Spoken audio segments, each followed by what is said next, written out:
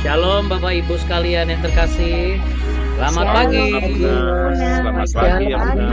Selamat pagi, teman-teman. Bapak Ibu sekalian. Selamat pagi, Oma Leli. Selamat pagi, Om Leni. Selamat pagi, Lady Manita Nancy. Selamat pagi Bu Maria, selamat pagi. Oh, kita buka kamera yuk, sambil kita kasih wajah-wajah kita.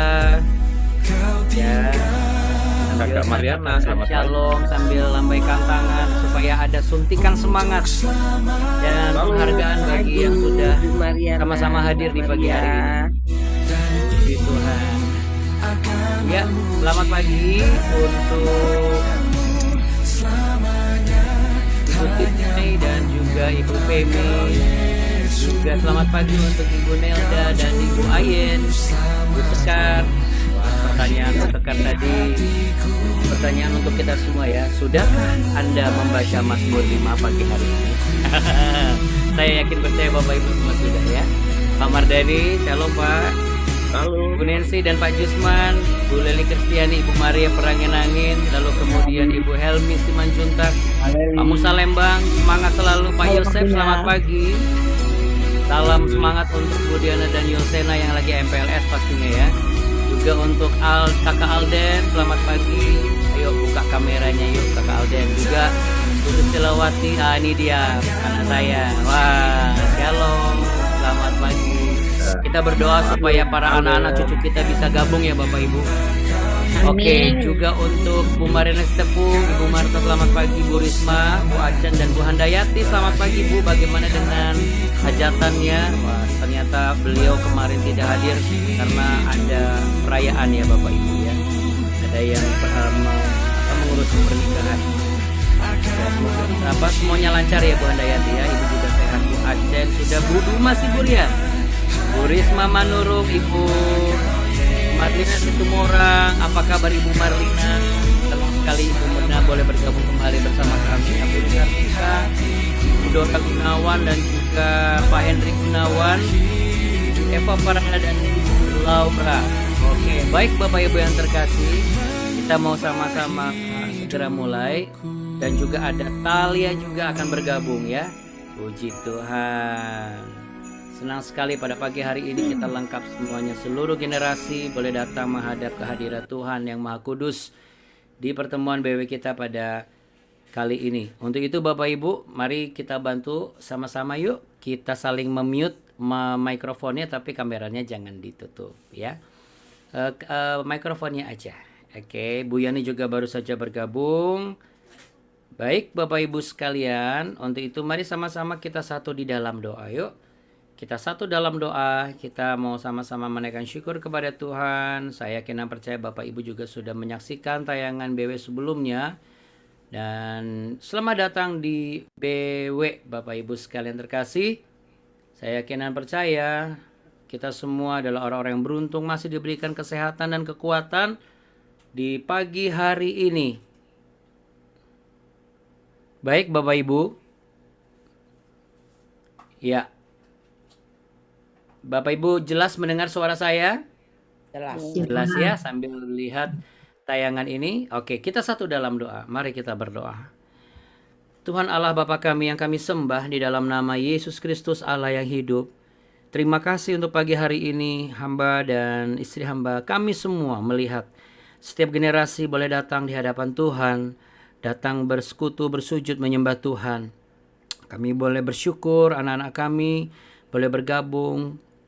Kami yakin dan percaya, kami rindu juga anak-anak dan cucu-cucu kami yang lainnya boleh bergabung. Belajar bangun pagi, belajar untuk mencari wajah Tuhan, belajar untuk menikmati indahnya pagi hari.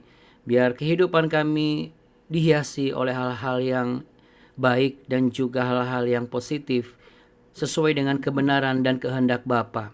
Bapa kami dalam sorga, dikuduskanlah namamu, datanglah kerajaanmu dan jadilah kehendakmu di bumi seperti di sorga.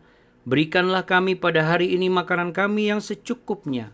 Dan ampunilah kami akan kesalahan kami, seperti kami juga mengampuni orang yang bersalah kepada kami.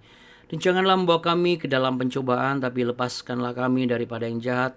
karena Engkaulah yang punya kerajaan dan kuasa dan kemuliaan kekal sampai selama-lamanya. Terpujilah Engkau ya Allah yang kami sembah, hanya di dalam berkat nama Yesus Kristus Tuhan kami mau memuji dan menyembah. Haleluya, amin. Amin, puji Tuhan. Bapak Ibu sekalian, di tempat kita masing-masing saya percaya Bapak Ibu tetap memuji menyembah Tuhan. Dan inilah pujian kita pada pagi hari ini.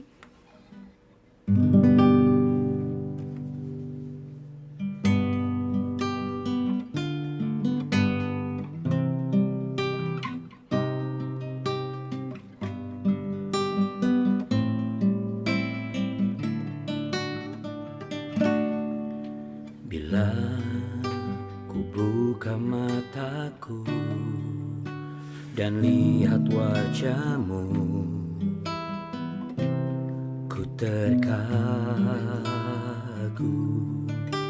Bila ku lihat hidupku dan karya tangan-Mu, ku tersanjung. Karena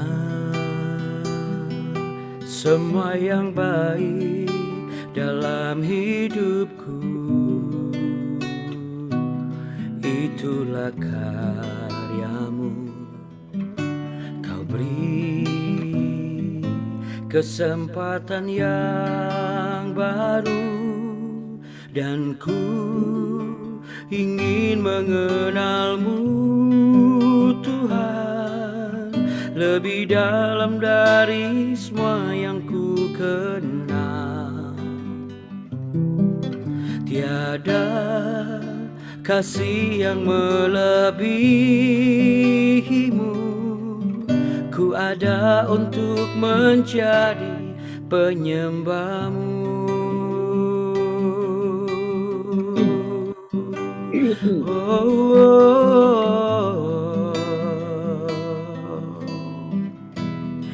Ku mau selalu menyembah-Mu Tuhan, sebagai ungkapan terima kasihku atas segala berkat-berkat-Mu.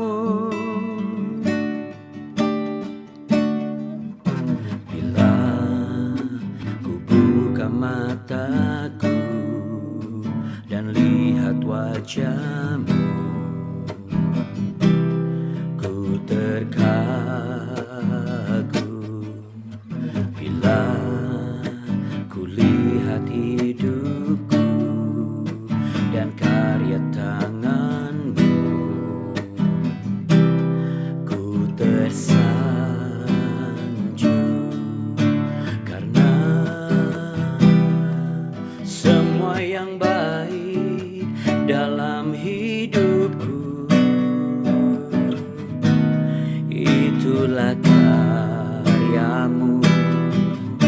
Kau beri kesempatan yang baru dan ku ingin mengenal-Mu Tuhan, lebih dalam dari semua yang ku kenal.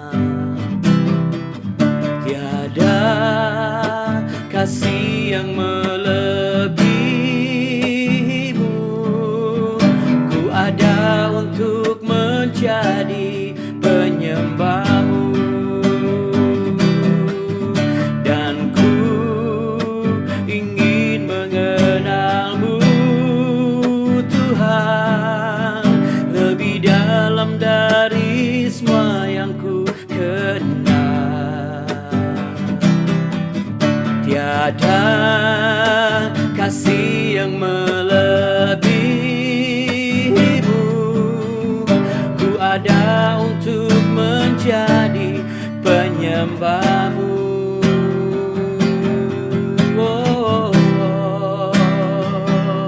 Jadi penyembah-Mu Tuhan,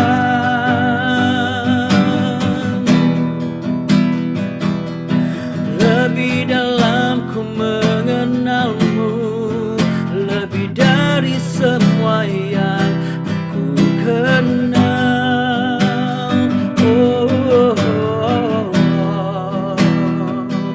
Haleluya.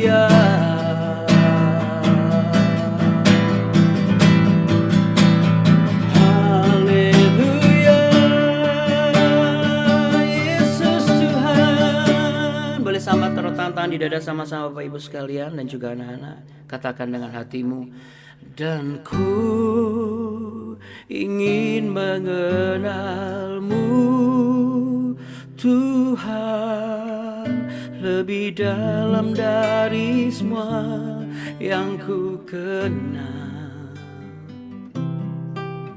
Tiada kasih yang melebihimu, ku ada untuk menjadi penyembahmu. Oh, dan ku ingin mengenalmu Tuhan, lebih dalam dari semua yang ku kenal. Tiada kasih yang melebihimu, ku ada untuk menjadi penyembahmu.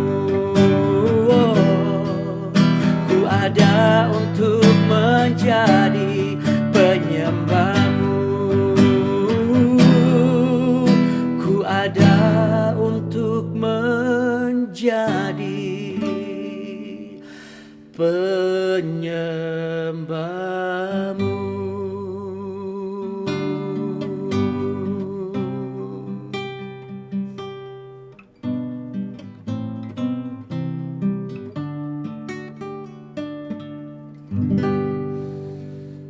Yang sepakat boleh sama-sama katakan amin. Amin. Beri tepuk tangan yuk Bapak Ibu dan juga anak yang terkasih sekalian. Oke. Haleluya. Puji Tuhan. Katakan puji Tuhan. Oke Bapak Ibu dan semuanya. Wah, saya merasakan satu energi yang luar biasa. Boleh taruh tangan di dada sama-sama katakan, hari ini aku bersuka cita. Bapak Ibu senang nggak kalau melihat sebanyak ini? Wah, ada 34 saudara-saudari kita yang hadir ya. Boleh tepuk tangan Bapak Ibu sekalian. Dahsyat dan ajaib ya, semangatnya luar biasa.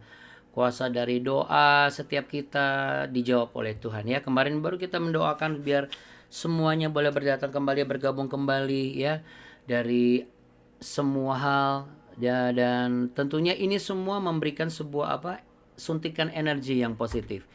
Kehadiran setiap kita yang hadir di setiap pagi itu ternyata membawa sebuah semangat yang berbeda gitu ya Bapak Ibu. Nah, Anda bisa bayangkan kalau ini terjadi di dalam setiap keluarga. Ketika suami dan istri bersepakat bersama-sama, kakak adik juga doa sama-sama ya.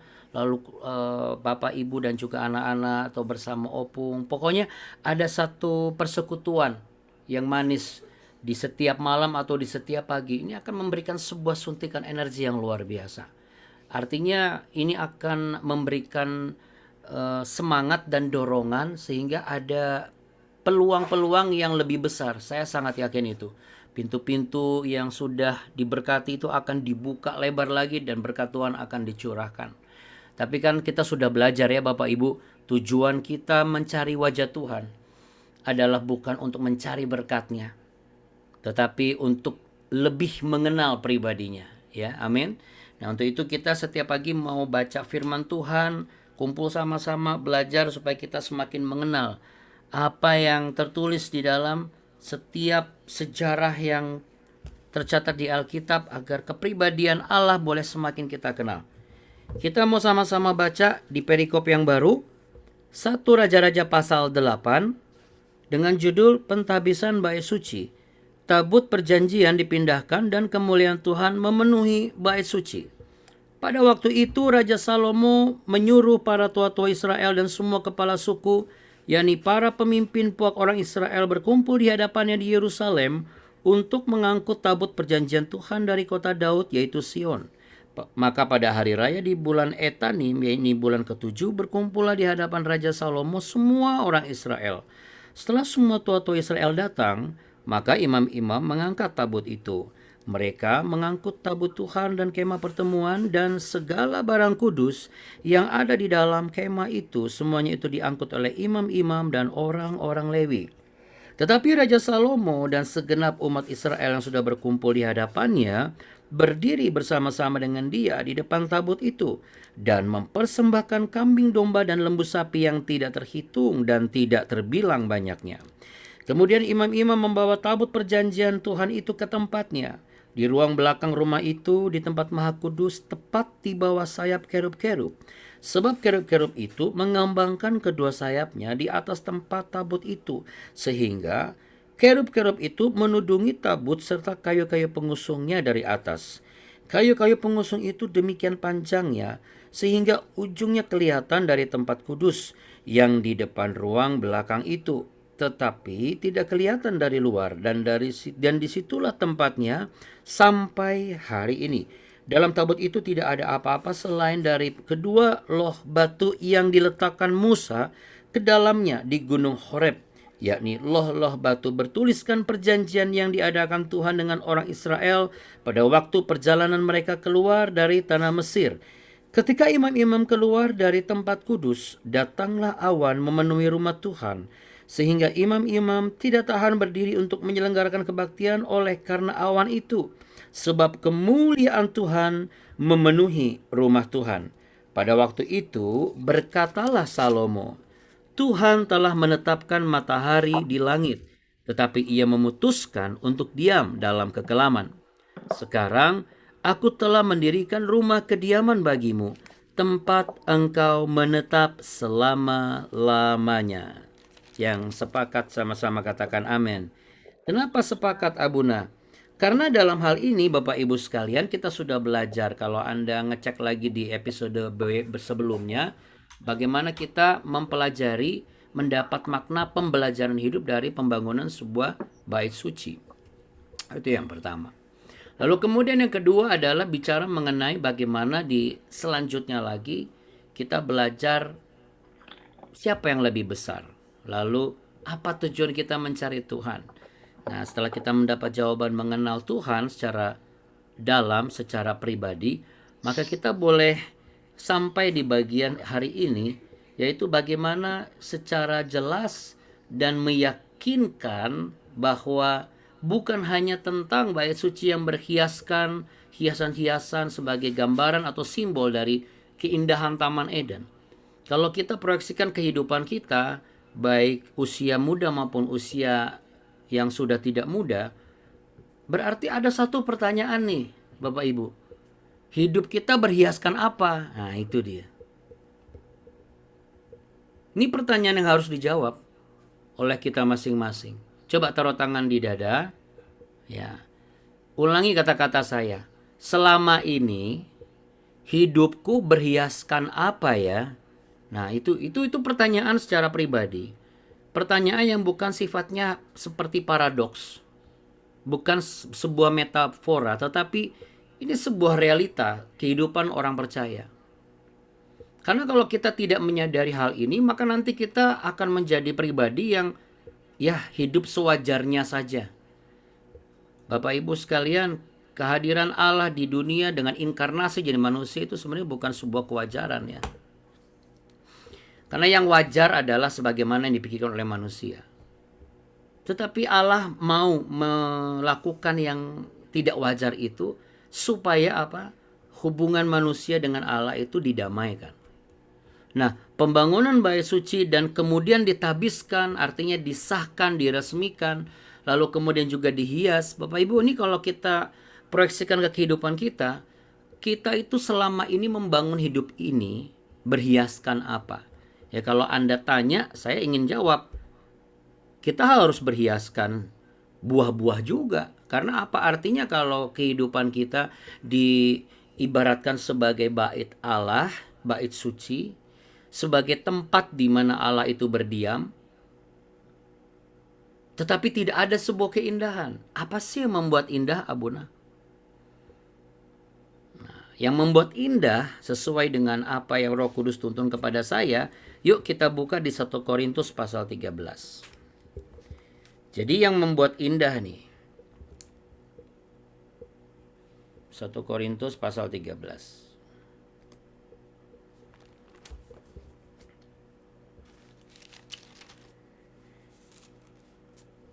Dalam 1 Korintus pasal 13, Di situ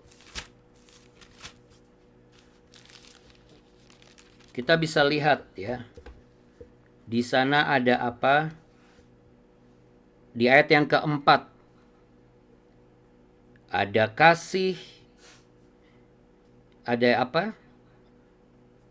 Iman dan pengharapan.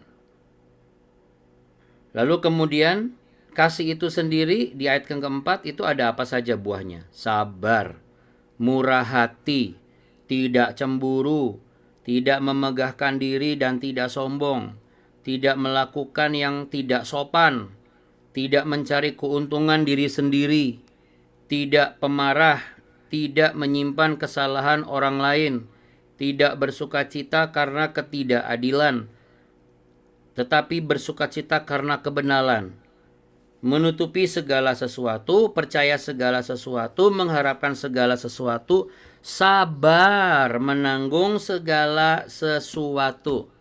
Ini buah-buah yang harus terangkai dalam kehidupan kita sebagai metafora bait Allah. Yang pertama. Yang kedua adalah iman. Iman ini bicara mengenai sebuah landasan dasar yang konkret, yang sifatnya absolut, yaitu apa? Iman di dalam Kristus. Mengakui bahwa Kristus adalah Tuhan dan Juru Selamat, inkarnasi Allah menjadi manusia dan kembali ke sorga, yang akan datang kembali untuk menghakimi dunia. Dan ini adalah sebuah realita. Karena dunia ini adalah ciptaannya, hanya Dia yang berhak untuk menilai dan memutuskan apa yang akan menjadi nasib dunia ini. Ya, lalu bicara mengenai pengharapan. Pengharapan di dalam Tuhan yang tidak akan pernah mengecewakan adalah satu bukti bahwa kita akan tetap tinggal di dalam iman kita dan berhiaskan buah-buah roh ini. Tetapi apakah hanya buah roh saja dan juga pengharapan dan iman saja? Apakah tidak ada hal yang lain? Nah, Bapak Ibu, kita balik lagi nama anak-anak yuk di 1 Raja-Raja pasal 8 ini. Kalau kita lihat ya Bapak Ibu semua, di situ ada mereka mengangkat tabut Tuhan dan kemah pertemuan di ayat yang keempat, dan segala barang kudus yang ada dalam kemah itu. Ya. Lalu kemudian di ayat yang ke-6, membawa tabut perjanjian itu ke tempatnya, di ruang belakang kemah itu, di tempat maha kudus, tepat di bawah sayap-sayap kerub. Bapak Ibu, kalau kita bisa mengimajinasikan daya pikir kita, letaknya di rumah belakang rumah itu, di ruang belakang rumah itu, berarti dia menjorok ke dalam. Lalu kemudian tepat di bawah sayap kerub-kerub. Jadi sudah menjorok ke dalam, lalu masuk lagi lebih dalam lagi. Ini bicara mengenai hati nurani. Ini bicara mengenai kemurnian roh. Bapak Ibu sekalian, berarti selain buah roh, berhiaskan iman yang kuat, berhiaskan pengharapan yang kuat. Tetapi ada juga apa? Ada juga ketekunan dalam berdoa. Ini sama seperti tabut perjanjian yang ditempatkan di tempat maha kudus. Bagaimana kita dapat mempersembahkan waktu untuk berdoa dan berbicara kepada Tuhan. Dan kita merasakan kehadiran Tuhan di dalam kehidupan kita. Jadi faedah Allah inkarnasi jadi manusia, ketika ayat 10 mengatakan imam-imam keluar dari tempat kudus, datang awan memenuhi rumah Tuhan sehingga imam-imam tidak tahan berdiri. Kenapa imam-imam tidak tahan berdiri? Karena kekudusan Allah itu terlalu agung dan mulia bagi imam-imam ini. Sehingga kalau Allah tidak mengkonversi dirinya, menginkarnasi dirinya sebagai manusia, maka manusia akan selalu nggak mampu untuk menghadapi hadirat Allah. Jadi, kenapa Allah mau menginkarnasi dirinya menjadi manusia? Supaya saudara dan saya, sekalipun bukan imam besar, tetapi perhatikan, hakikat dan kodrat setiap laki-laki adalah jadi imam. Wanita jadi tiang doa. Keluarga seperti imam-imam Lewi. anggota-anggota keluarga. Apa itu? Persekutuan yang kudus, lalu kemudian memuji, menyembah Tuhan dan berdoa. Orang-orang pilihan Allah. Bapak Ibu dan juga anak-anak bisa bayangkan kalau kita tekun dalam berdoa, kita akan merasakan kehadiran Tuhan. Dan kalau kita merasakan kehadiran Tuhan, kalau di zaman dulu imam-imam sadar, aduh nggak kuat nih, nggak bisa nih kita lakukan ini karena terlalu mulia. Nah, Anda dan saya seharusnya sudah mulai sadar hari-hari ini. Karena kan ini masa-masa di mana Tuhan Yesus itu sudah akan datang kembali, nggak cepat, nggak lama lagi ini. Semalam atau kemarin ya, saya sempat lihat berita, habis lihat berita olahraga. Ada satu berita ditutup oleh perkembangan AI di mana sekarang AI atau artificial intelligence atau kecerdasan buatan manusia itu sudah mampu untuk membuat sebuah project yaitu manusia cyber yang ditugaskan untuk menjadi petugas reception. Karena dia bisa menilai karakter orang dan dia pun juga bisa menjadi karakter yang menyenangkan sebagai seorang petugas reception. Ya, Anda bisa bayangkan Bapak Ibu. Ini kalau terjadi nih Bapak Ibu, dunia akan under control by system. Di bawah kendali sistem apa? Artificial intelligence. Manusia udah nggak terpikir lagi mengenai Tuhan. Nggak sadar lagi mengenai kehadiran Allah. Karena bagi mereka, ngapain kita merasakan yang nggak terlihat? Lebih baik kita hargai yang terlihat. Ini akan ada pemikiran-pemikiran seperti ini. Karena seluruh sistem dunia ini memang Tuhan izinkan akan diserahkan kepada sang pembawa petaka yaitu iblis. Akan tetapi ketika anak Allah itu datang ke dunia bersama dengan orang-orang kudus yang dibangkitkan kembali, yaitu saudara dan saya, kita akan memerintah di kerajaan 1000 tahun dan kita memerintah sebagai anak-anak raja. Makanya Bapak Ibu, ke depan ini ada tantangan dan masa-masa gelap. Tetapi kalau Bapak Ibu dan anak-anak sadar akan kehadiran Tuhan, segelap apapun yang sedang Anda hadapi, sebesar apapun tantangan itu, saudara dan saya dapat mencarinya melalui apa? Ketekunan dalam berdoa. Tapi ketekunan dalam berdoa tidak akan lengkap, tidak hanya sekedar kesadar akan kehadiran Allah. Makanya kalau saudara dan saya misalnya atau ada yang sudah ke gereja tapi masih tidak merasakan apa-apa, sekarang saatnya untuk berbenah diri. Berarti ada yang perlu diperbaiki. Apa itu? Nah, ini dia. Kekudusan. Katakan kekudusan. Iya. Bapak, Ibu, dan juga anak-anak terkasih, dunia ini sedang mengorek dan menguras nilai kekudusan orang percaya. Melalui apa? Melalui kemajuan gadget, melalui kemajuan teknologi. Anak-anak yang dulunya nggak jatuh dalam pornografi, bisa jatuh dalam pornografi. Anak-anak yang dulunya nggak jatuh masturbasi, bisa jatuh ke masturbasi. Melalui apa, Abuna? Banyak film-film porno dari anime, banyak game-game porno, macam-macam Bapak Ibu. Apa sih yang mereka cari? Bukan cuma keuntungan semata, tetapi apa? Mereka mau mengeruk kekudusan itu, mengikis kekudusan. Apa tujuannya? Bapak Ibu, kalau kekudusan itu tidak ada dalam kehidupan orang percaya, maka iblis gampang untuk dalam tanda kutip menyerupai Allah seperti malaikat terang, tetapi tidak akan sama. Ia bisa menggunakan cara-cara yang menyembuhkan, membuat kaya, membuat pintar, membuat sukses. Tapi satu hal yang membedakan, ada nggak kekudusan di dalam hidupnya? Ada nggak kekudusan di dalam rumah tangganya? Ada nggak kekudusan di dalam kehidupan pribadinya? Ada nggak kekudusan di masa anak-anaknya? Ada nggak kekudusan di pikirannya?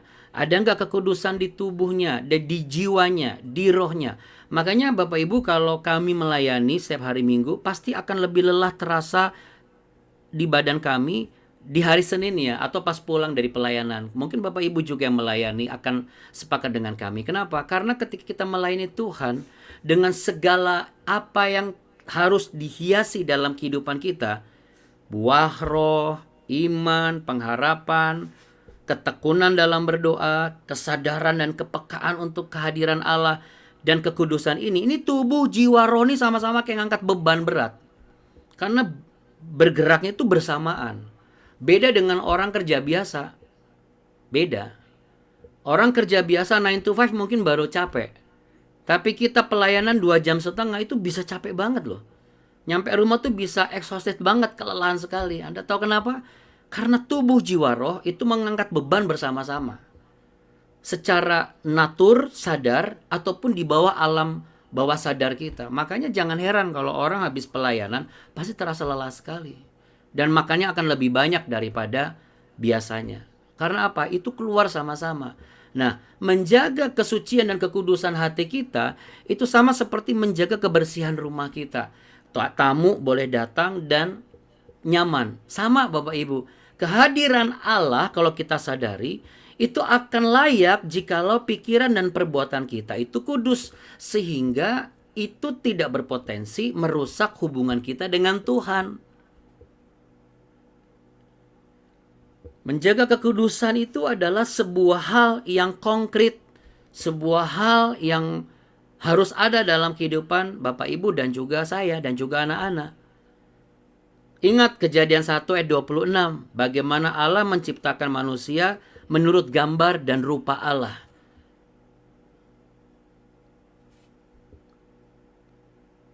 Gambar dan rupa Allah adalah kudus. Itu sebabnya imam-imam besar nggak kuat. Karena kekudusan Allah itu seperti api yang menghanguskan. Tapi puji syukur di hadapan Allah. Kenapa? Karena Allah terinkarnasi jadi manusia 2000 tahun yang lalu. Sehingga setiap orang percaya di dalam nama Yesus Kristus Tuhan itu bisa merasakan kehadiran Allah dan hadirat Allah lebih dalam tanpa ada satu rasa kecemasan dan kekhawatiran. Tapi kita merasa ada kemuliaan yang tidak bisa kita utarakan sebelumnya. Kita bisa mengerti. Yuk kita buka di Mazmur pasal 96.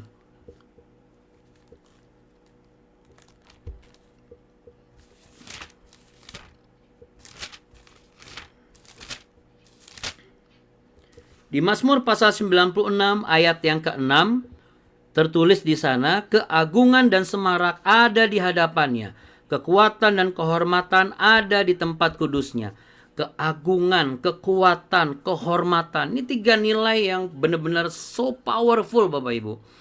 Dan itu hanya ada di tempat kudusnya. Jadi ketika Allah hadir, tempat di mana Allah hadir itulah tempat kudusnya. Jadi kalau Allah hadir di BW ini, inilah tempat kudusnya. Disinilah kita bisa merasakan sebuah keagungan, sebuah rasa semarak, kekuatan yang baru. Dan kita bisa meresapi dan memahami ada sebuah kehormatan gitu. Kehormatan yang berbeda daripada kehormatan yang kita cari dan kita sematkan dalam kehidupan kita secara manusia.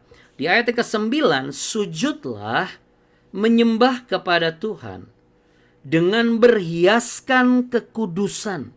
Gemetarlah di hadapannya hai segenap bumi. Artinya kita harus tunduk di hadapan Allah, hormat di hadapan Allah. Berhiaskan kekudusan. Katakan berhiaskan kekudusan. Ya Bapak Ibu sekalian yang terkasih dan juga anak-anak. Kita sering saat teduh. Kita sering berdoa. Mungkin kita sering berbicara kepada Tuhan. Tapi sudahkah kita berhiaskan dengan kekudusan?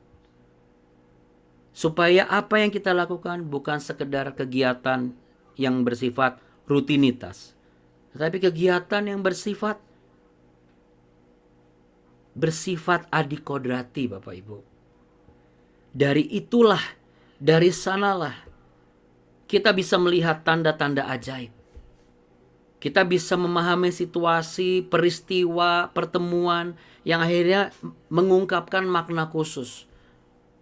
Bahkan dari keadaan yang paling genting sekalipun, kita dibuat mampu untuk apa? Bersyukur. Karena apa? Karena dengan berhiaskan kekudusan, berhiaskan buah-buah roh, iman yang kuat, pengharapan yang teguh, kita akan menghargai keajaiban-keajaiban atau mujizat-mujizat yang kecil yang ada di sekitar kita. Apa mujizatnya Abuna? Saya nggak pernah mengalami mujizat sampai hari ini. Bapak Ibu, kita bangun pagi itu udah mujizat Bapak Ibu. Kita bisa melihat matahari terbit. kita bisa menikmati senyum seseorang di samping kita yang saat kita bangun pagi, itu adalah tanda kehadiran Allah.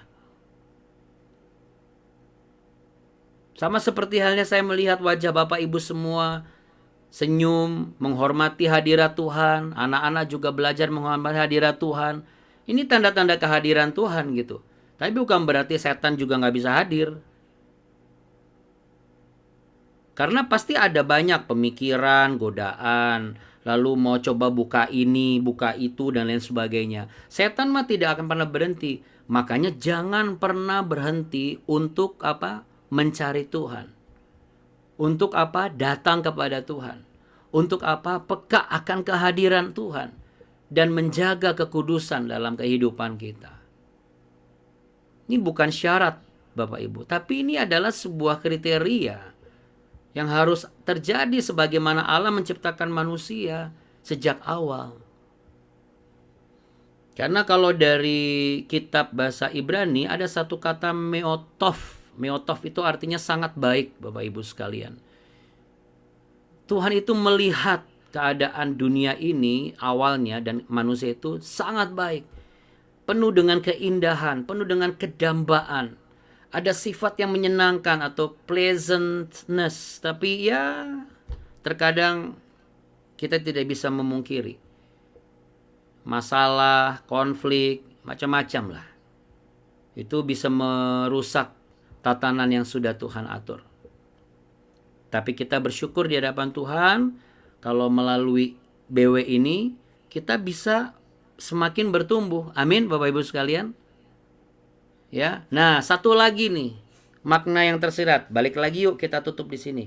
Di 1 Raja-Raja pasal yang ke-8. 1 Raja-Raja pasal yang ke-8. Bapak Ibu lihat bagaimana Salomo itu apa?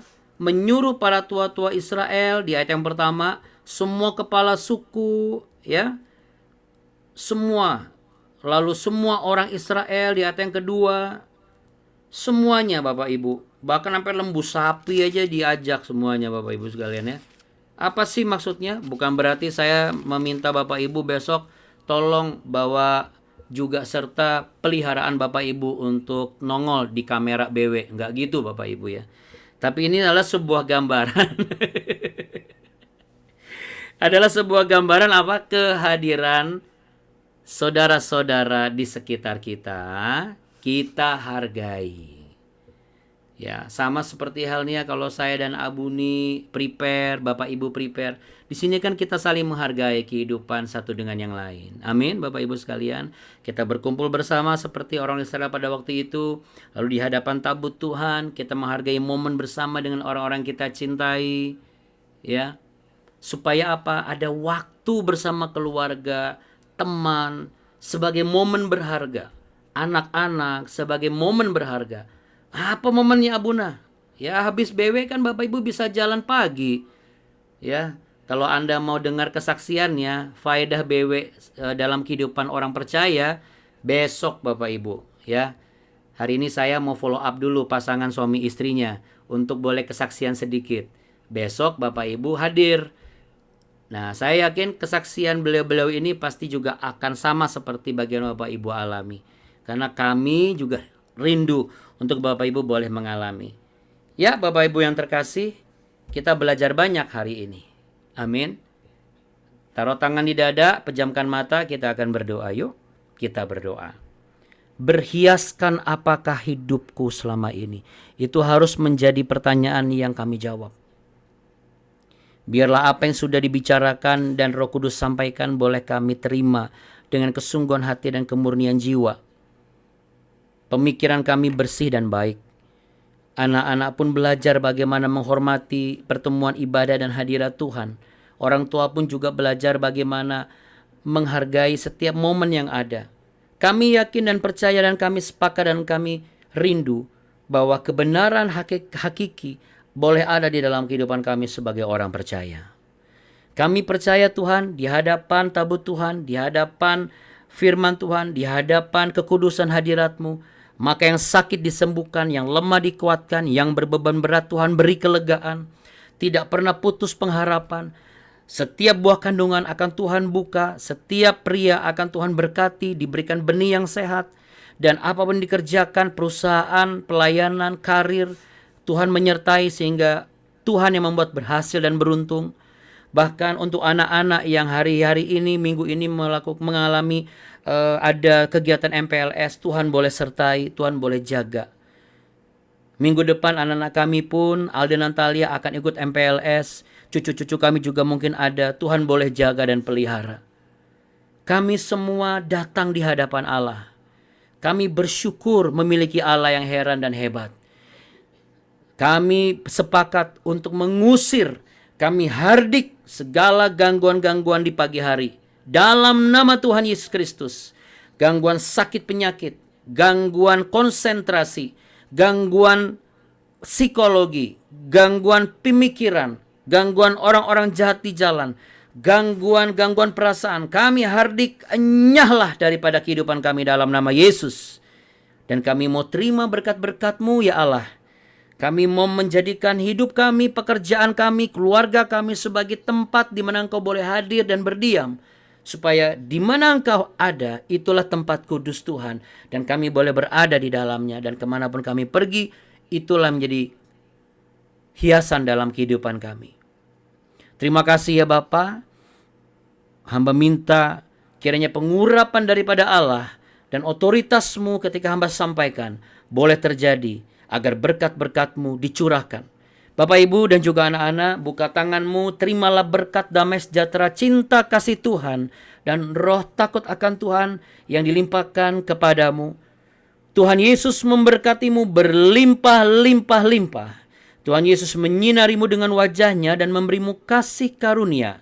Tuhan Yesus menghadapkan wajah-Nya kepadamu untuk memberi-Mu kehidupan masa depan penuh harapan, pertolongan, dan kekudusan-Nya akan membawamu sampai kepada janji Tuhan, yaitu yang tertutup Tuhan buka, dan yang tidak mungkin bagi Tuhan dijadikan berhasil dan mungkin. Bahkan pasti. Dalam nama Bapa, Anak, dan Roh Kudus, di dalam berkat nama Tuhan Yesus Kristus kami percaya. Haleluya. Mari sama-sama katakan amin. Amin. Tepuk tangan Bapak Ibu sekalian. Oke, haleluya. Puji Tuhan. Puji Tuhan. Terima kasih Bapak Ibu. Terima kasih ya kasih ya Bunda. Terima kasih ya Bunda. Thank you Bunda. Terima kasih Bapak Ibu semua. Terima kasih ya Bunda. Terima kasih ya Bunda. Terima kasih banyak. Makasih ya Bunda. Bapak dan Ibu, Abuna, terima kasih juga. mau jalan berangkat. Tuhan berkati pagi ini. Terima kasih ya Bunda. Terima kasih ya Bunda. Sama-sama Ibu. Oke, Bapak Ibu sekalian, pokoknya jaga kesehatan dan jangan khawatir, jangan kasih kendor. Oke Bapak Ibu, sampai jumpa besok pagi ya. Tuhan Yesus memberkati. Amin. Berkati. Dadah semuanya, dadah. Dadah. Dah. Bye.